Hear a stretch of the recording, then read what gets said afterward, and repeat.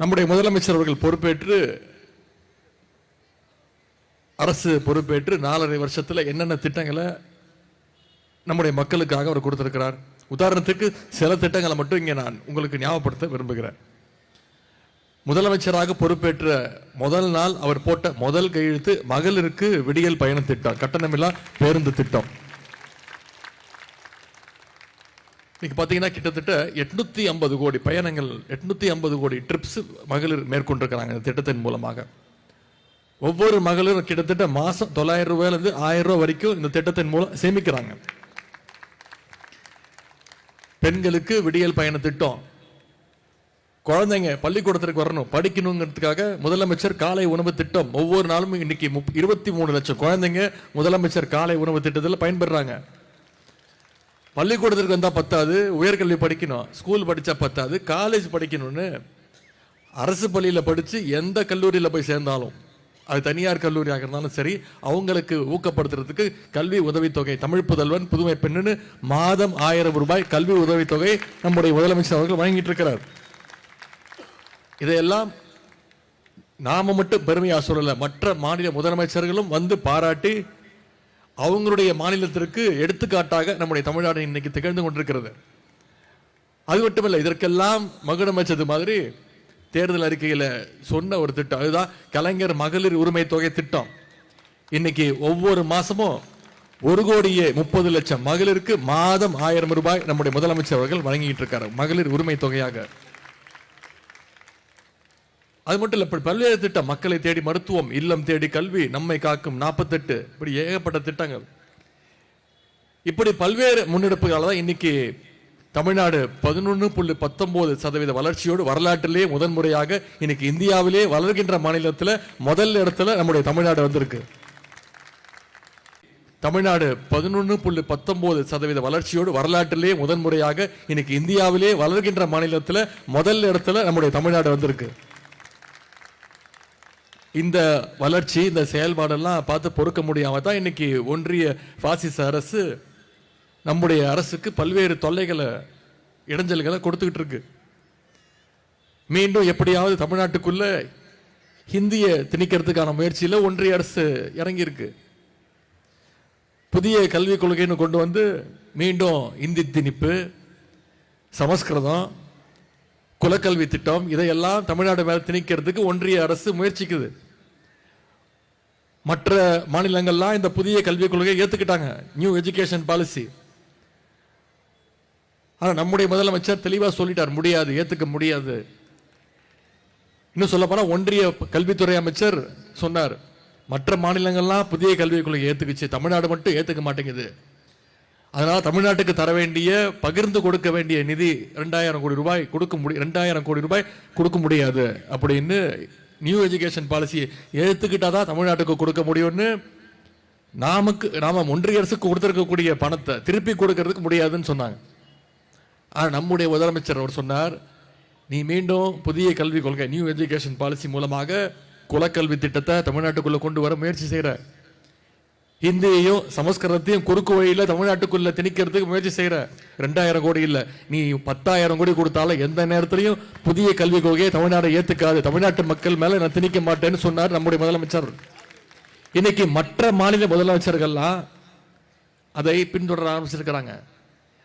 இன்னைக்கு ஒன்றிய அரசு ஏதாவது திட்டம் கொண்டு வந்துச்சுன்னா மற்ற மாநிலங்கள், மற்ற மாநில முதலமைச்சர்கள்லாம் பார்க்கறது தமிழ்நாட்டை நோக்கி தான். தமிழ்நாடு என்ன முடிவெடுக்குது, தமிழ்நாடு முதலமைச்சர் இன்னைக்கு என்ன முடிவெடுக்கிறார் இந்த திட்டத்திற்கு அப்படின்னு இன்னைக்கு மற்ற மாநிலங்களுக்கெல்லாம் எடுத்துக்காட்டாக நம்முடைய முதலமைச்சர் அவர்கள், நம்முடைய மாநிலம் இன்னைக்கு திகழ்ந்து கொண்டிருக்கிறதா, அந்த முதலமைச்சரை தேர்ந்தெடுத்த பெருமை அந்த தமிழ்நாட்டு மக்கள் உங்களைத்தான் சேரும். இப்ப கூட பாத்தீங்கன்னா தேர்தல் ஆணையத்தின் மூலமாக குறுக்கு வழியில SIRனு ஒரு திட்டத்தை கொண்டு வந்தாங்க. அதோட அபாயத்தையும், SIRோட என்னென்ன பாதிப்பு வருதுங்கிறதையும் நம்முடைய முதலமைச்சர் அவர்கள் தான் முதல்ல எடுத்து கூறினார். குறிப்பா சிறுபான்மையினருடைய வாக்குகள், பெண்களுடைய வாக்குகள், ஒடுக்கப்பட்ட மக்களுடைய வாக்குகள் தொடர்ந்து திராவிட முன்னேற்ற கழகத்துக்கு போகுது. என்ன குட்டிக்கரணம் அடிச்சாலும் அது ஒன்றிய பாஜக அரசுக்கு வரமாட்டேங்குது. சங்கி கூட்டத்திற்கு சிறுபான்மையினுடைய நம்பிக்கையை பெற மாட்டேங்கிறோன்னு அவங்களுடைய வாக்குகளை எல்லாம் தேடி தேடி நீக்குவதற்காகத்தான் கொண்டு வரப்பட்ட திட்டம் தான் இந்த SIR திட்டம்.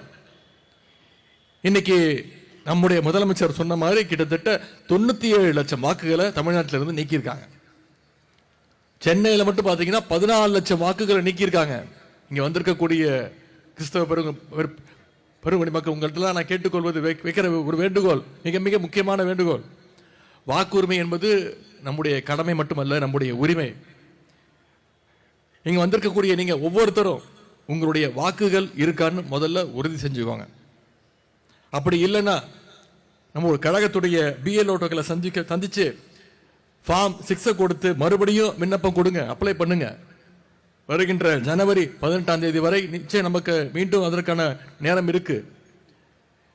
இதை நீங்க செய்வீங்கன்ற நம்பிக்கை எங்களுக்கு இருக்கிறது. இங்க இவ்வளவு சூழ்ச்சிகளை ஒன்றிய அரசு செஞ்சுட்டு டெல்லியில் உட்கார்ந்துக்கிட்டு ஒன்றிய உள்துறை அமைச்சர் திரு அமித்ஷா அவர்கள் என்ன சொல்றாரு? சமீபத்தில் ஒரு கூட்டத்தில் பேசினார். பீகார் தேர்தலில் வென்றுட்டோம், எங்களுடைய நெக்ஸ்ட் டார்கெட் தமிழ்நாடு அப்படின்னு ஒன்றிய உள்துறை அமைச்சர் திரு அமித்ஷா அவர்கள் பேசுறாரு. தயாரா இருங்க அப்படின்னு நம்முடைய முதலமைச்சர் அவர்களை பார்த்து சொல்றாரு. இந்த உருட்டல் மிரட்டலுக்கெல்லாம் அடிமை கூட்டம் பயப்படும். கலைஞருடைய உடன்பிறப்புகள், குறிப்பா தமிழ்நாட்டு மக்கள் என்னைக்கும் இதற்கெல்லாம் பயப்பட மாட்டாங்க. பீகார், உத்தரப்பிரதேசம், மத்திய பிரதேசம் நீங்க ஜெயிக்கலாம், வடநாட்டில் நீங்க ஜெயிக்கலாம், ஆனா உங்க பருப்பு என்னைக்கும் தமிழ்நாட்டில் வேகவே வேகாது. ஏன்னா தமிழ்நாட்டுக்குன்னு ஒரு தனி குவாலிட்டி இருக்கு, தனி கேரக்டர் இருக்கு, தனித்துவம் இருக்கு. நாங்க கிறிஸ்துமஸ் அன்னைக்கு கேட்க இஸ்லாமியர்களுக்கும் சேர்த்து அனுப்புவோம். ரம்ஜான் அன்னைக்கு எங்களுக்கு பிரியாணி வந்துருச்சான்னு முதல்ல பார்ப்போம். பொங்கல் அன்னைக்கு அனைவரும் சேர்ந்து ஒன்னா பொங்கல் வச்சு கொண்டாடுவோம். இதுதான் தமிழ்நாட்டுடைய தனித்துவம். நீங்க என்ன முயற்சி பண்ணாலும், என்ன மத கலவரத்தை ஏற்படுத்தி எப்படியாவது ஜெயிச்சிடலான்னு நீங்க தப்பு கணக்கு போட்டீங்கன்னா உங்க முகத்துல நம்முடைய தமிழ்நாட்டு மக்கள் கரியை தான் பூசுவாங்க. ஏன்னா நம்முடைய முதலமைச்சர்கள் எப்பொழுதுமே சொல்வது போல என்னைக்குமே தமிழ்நாடு அவுட் ஆஃப் கண்ட்ரோல் தான், டெல்லிக்கு அவுட் ஆஃப் கண்ட்ரோல் தான். சங்கிங்க இன்னைக்கு இவ்வளவு தமிழ்நாட்டுக்கு இவ்வளவு பிரச்சனையை கொடுத்துக்கிட்டு இருக்கிறாங்க. ஆனா இங்க எதிர்கட்சி தலைவர் இருக்கிறார் திரு எடப்பாடி பழனிசாமி அவர்கள். இன்னைக்கு அவர் மொத்தமா டோட்டலா அமித்ஷாவோட காலில் சரண்டர் ஆயிட்டாரு. அண்ணா திராவிட முன்னேற்ற கழகம் என்பது இன்னைக்கு அமித்ஷா திராவிட முன்னேற்ற கழகமாக மாறிடுச்சு. பாஜகவோடு கூட்டணி வச்சுக்கிட்டு இன்னைக்கு திரு எடப்பாடி பழனிசாமி அவர்கள் சொல்றாரு, சிறுபான்மையினரை நான் பாதுகாப்பேன்னு. முதல்ல நீங்க அதிமுகவை பாஜக கிட்ட இருந்து காப்பாத்துங்க, அதை பாதுகாப்பு கொடுங்க. இன்னைக்கு தமிழ்நாட்டில் பேரறிஞர் அண்ணா, டாக்டர் கலைஞர் வழியில சிறுபான்மை மக்களுடைய பாதுகாவலரா நம்முடைய தமிழ்நாட்டு முதலமைச்சர் அவர்கள் சிறப்பான ஒரு ஆட்சியை நடத்திட்டு இருக்கிறார். சங்கிகளுடைய முயற்சி என்றைக்கும் தமிழ்நாட்டில் எடுபடாது. அதற்கு காரணம் நம்முடைய தலைவர் அவர்கள், முதலமைச்சர் அவர்கள் ஏற்படுத்தியிருக்கக்கூடிய மதச்சார்பற்ற முற்போக்கு கூட்டணி இதற்கு மிக மிக முக்கியமான காரணம். தமிழ்நாட்டு மக்கள் எப்படி நம்முடைய முதலமைச்சரை நம்புறாங்களோ, நம்பிக்கை வச்சிருக்கிறாங்களோ, அதே மாதிரி நம்முடைய கூட்டணி மேலும் நம்பிக்கை வச்சிருக்கிறாங்க. ஏன்னா இது வெறும் தேர்தலுக்காக அமைக்க கூட்டணி கிடையாது, இது ஏதோ தேர்தலுக்காக நடைபெறுகின்ற நிகழ்ச்சி கிடையாது. வருடந்தோறும், மாதந்தோறும், வாரந்தோறும், தினமும் உங்களோடு தொடர்பு இருக்கக்கூடிய இயக்கத்தை சேர்ந்தவங்க இங்க இருக்கிறாங்க. எனவே மத நல்லிணக்கத்திற்கும் மக்களுடைய ஒற்றுமைக்கும் எதிரான பாசிஸ்டுகள் கூட்டத்தை, அடிமை கூட்டத்தை நாம விரட்டியாக வேண்டும்.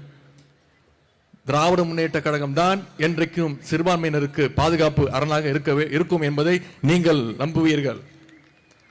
அதிமுக, பாஜக மீண்டும் தமிழ்நாட்டுக்குள்ள வந்துச்சுன்னா டீலிமிட்டேஷன் வரும், புதிய கல்விக் கொள்கை கொண்டு வருவாங்க, மீண்டும் இந்தியை திணிப்பாங்க, மாநில உரிமைகள் அனைத்தும் பறிபோகும்.